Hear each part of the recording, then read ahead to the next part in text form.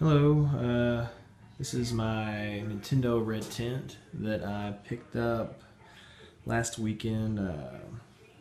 Found it on eBay and then I had to go pick it up. It was like 7 hours away, 7 hours there, seven hours back. It sucked, but I wanted it, so I got it.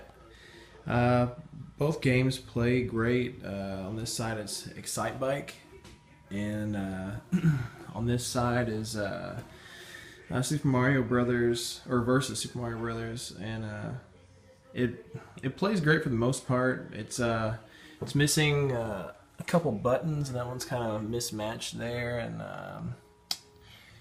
they looks like somebody spilled a small cup of poop on here at one point, and somebody wrote maybe their favorite thing to look at, a sky, or maybe their favorite hooker's name or something. I don't know.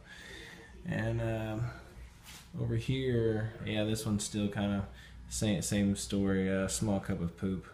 I don't know. Yeah, some more buttons kind of gone, and some paint chipping away, because I guess this was like an arcade at some point. I don't know. But yeah, I'm gonna try to clean it up and make it look pretty great.